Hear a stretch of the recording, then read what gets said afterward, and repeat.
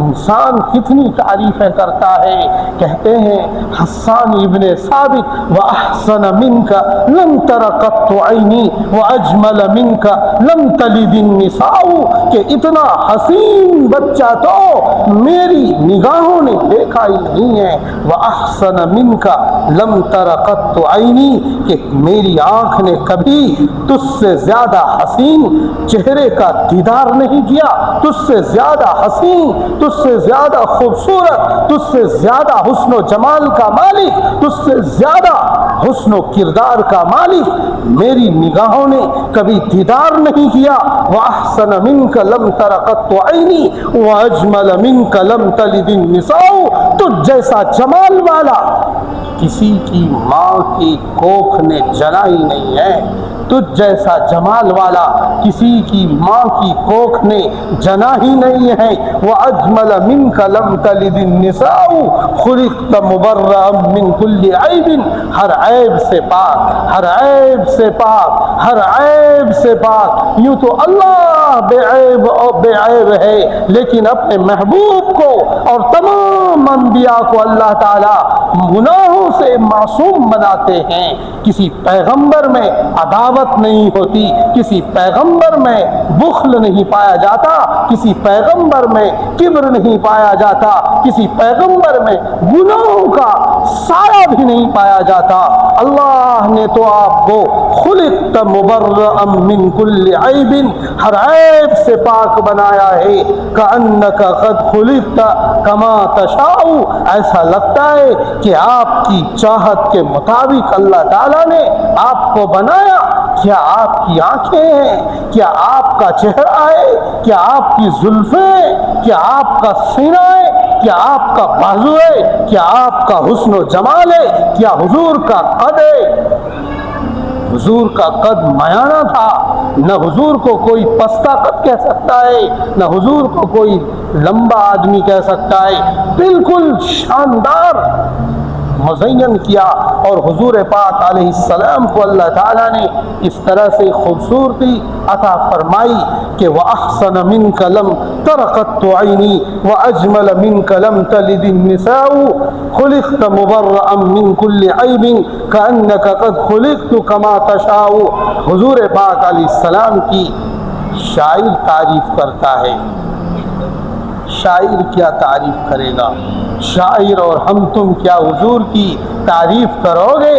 اللہ عرش سے اپنے محبوب کی تعریف میں فرماتے ہیں وَالضُّحَىٰ وَاللَّيْلِ إِذَا سَجَىٰ مَا وَدَّعَكَ رَبُّكَ وَمَا قَلَىٰ. اللہ تعالیٰ حضور کی تعریف فرماتے ہیں أَلَمْ نَشْرَحْ لَكَ صَدْرَكَ وَوَضَعْنَا عَنْكَ وِزْرَكَ الَّذِي أَنقَضَ ظَهْرَكَ وَرَفَعْنَا لَكَ ذِكْرَكَ. اتنی رفعتیں بنائی, اتنے بلند مقام اللہ نے اپنے محبوب کو عطا کیا کہ کہتے ہیں لوگ بعد از خدا تیری قصہ مختصر. اس دھرتی آکاش میں جبریل سے بھی بڑا مقام, میکائیل سے بھی بڑا مقام, اسرافیل سے بھی بڑا مقام, اور اسرائیل سے بھی بڑا مقام, حتیٰ کہ وہ فرشتے جن فرشتوں نے عرش الہی کو اٹھایا ہوا ہے, وہ فرشتے جنہوں نے اللہ کا عرش اٹھا رکھا ہے, ان سے بھی بڑا مقام. وَرَفَعْنَا لَكَ ذِكْرَكَ ہم نے آپ کا ذکر بلند کر دیا. اتنا بلند, کتنا بلند. اللہ کہتا ہے میرے محبوب کی بلندی تو دیکھو, میرے محبوب کے مقام رفعت کو تو دیکھو. اللہ کہتا ہے وَالنَّجْمِ إِذَا هَوَىٰ مَا ضَلَّ صَاحِبُكُمْ وَمَا غَوَىٰ وَمَا يَنطِقُ عَنِ الْهَوَىٰ. میرا محبوب اپنے جی سے نہیں بولتا. جب میرا محبوب بولتا ہے تو میں اللہ وحی کے ذریعے محبوب سے بولتا ہوں.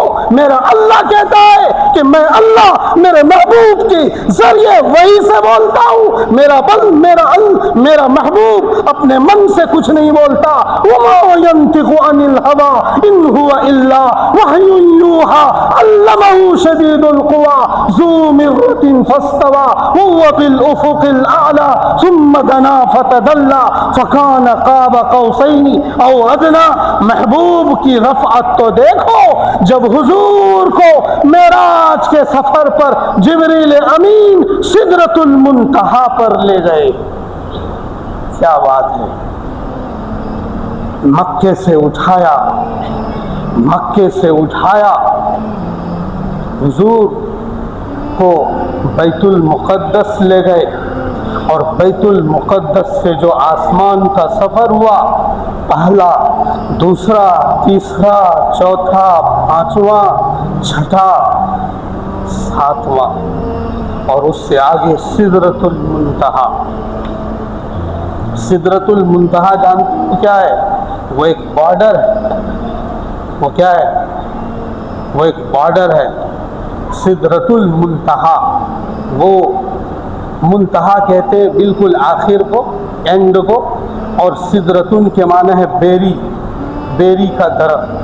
تو وہاں ایک درخت بھی ہے بیر کے. اس کو بارڈر بنایا گیا. اوپر والے فرشتے نیچے نہیں آتے، اور نیچے والے فرشتے اوپر کبھی نہیں جاتے. جبریل بھی سدرۃ المنتہا کے نیچے والے فرشتوں میں آتے ہیں. جبریل امین کن میں آتے ہیں؟ یاد رکھنا اس بات کو کہ سدرۃ المنتہا سے نیچے والے فرشتوں میں آتے ہیں. ان کی بھی انٹری اوپر نہیں ہے. کبھی نہیں گئے.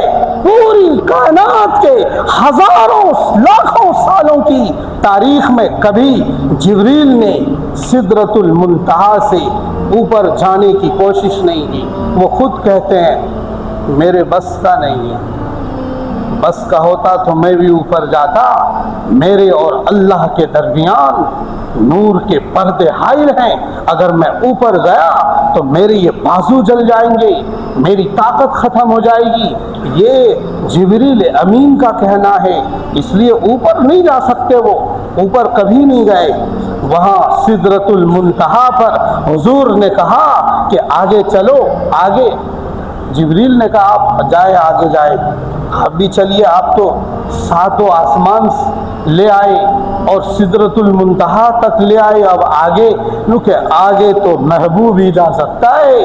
اللہ کا محبوب ہی جا سکتا ہے، جس محبوب کے لیے اللہ نے اعلان کیا اطیعوا اللہ و اطیعوا الرسول، کہ اللہ کی اطاعت کرو اور اس کے رسول کی اطاعت کرو. اور یہ فرمایا قل ان کنتم تحبون اللہ فاتبعونی، اگر تم ان کو بتاؤ کہ اگر تم اللہ سے محبت کرتے ہو تو ادھر میرا محبوب ہے، اس کی اطاعت کرنی ہوگی، ورنہ اللہ کی محبت حرام ہے. محبوب کی اطاعت کے بغیر اللہ کی محبت لے ہی نہیں سکتے.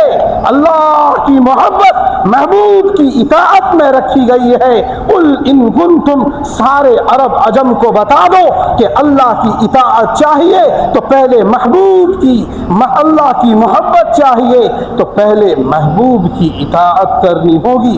قل ان کنتم تحبون اللہ فاتبعونی یحببکم اللہ. اللہ تم سے محبت کریں گے، میرے محبوب کی فرما برداری کرو، میرے محبوب کی فرما برداری کرو، میرے محبوب کی غلامی کرو. میرے محبوب کی غلامی کرو گے اللہ تم سے راضی ہوں گے، اللہ تمہارا مقام بلند کریں گے. بہرحال سدرۃ المنتہا سے آگے جبریل نے کہا اب میں نہیں جاؤں گا. میرے محبوب کے مقام رفعت کو تو دیکھو. جبریل واپس ہوئے اور محبوب آگے بڑھے. یہ وہی دن تھا جس دن حضور نے جبریل کو اصلی شکل میں دیکھا تھا. اصلی شکل میں، اسی شکل میں جس شکل میں جبریل کا خمیر تیار ہوا، جس شکل میں جبریل امین کو اللہ نے بنایا اور ان کی تخلیق فرمائی ہے، اسی اصلی شکل میں حضور جب آگے بڑھے، جبریل جب پیچھے ہٹے تو حضور نے جب بیک ہو کر پیچھے دیکھا تو جبریل کو اصلی شکل میں محبوب نے دیکھا اور دیدار فرمایا۔ میرے محبوب کی رفعت اور ان کی بلندی میں کیسے بتاؤں؟ میرے اللہ نے کہا انہیں بتا دو، انا ارسلناک شاہدا ومبشرا ونذیرا وداعیا الی اللہ باذنہ وسراجا منیرا۔ میں نے سراج منیر بنا کر میں نے اپنے محبوب کو بھیجا۔ انہیں بتاؤ کہ میرا محبوب صرف ایک انسان کی پیدائش نہیں ہے، میرے محبوب جو تابندہ روشنی ہے۔ وما ارسلناک الا رحمتا للعالمین، میں نے اپنے محبوب کو رحمت عالم بنا کر بھیجا، ساری کائنات کے لیے، صرف مکے والوں کے لیے نہیں، صرف مدینے کے لیے نہیں، صرف حجاز کے لیے نہیں، صرف عرب کے لیے نہیں، عرب عجم سارے جہان کے لیے، جناتوں کے لیے، انسانوں کے لیے، دونوں مخلوق کے لیے میں نے رحمت للعالمین بنا کر بھیجا ہے۔ میرے محبوب کی رفعت اور بلندی کو تو دیکھو، میرا اللہ کہتا ہے انک لعلی خلق عظیم، آپ بلند اخلاق پر فائز ہے، آپ سے زیادہ بلند اخلاق والا کوئی نہیں اس دھرتی آکاش پر۔ اس لیے حضور پاک صلی اللہ تعالی علیہ وسلم کی پیدائش ہو گئی، مکے کی سرزمین پر اس بلند ہستی کی پیدائش ہوئی، اس بلند ہستی کی پیدائش ہوئی مکے کی سرزمین پر۔ میں نے آپ کو بتایا کیسی سرزمین تھی، کیسا ماحول تھا۔ اس برے ماحول میں اللہ نے ایک تابندہ روشنی بھیجا اور اس کے ذریعے سے سارا عالم منور ہوتا چلا گیا۔ آج یہ روشنی بسم اللہ مسجد تک پہنچی ہوئی ہے۔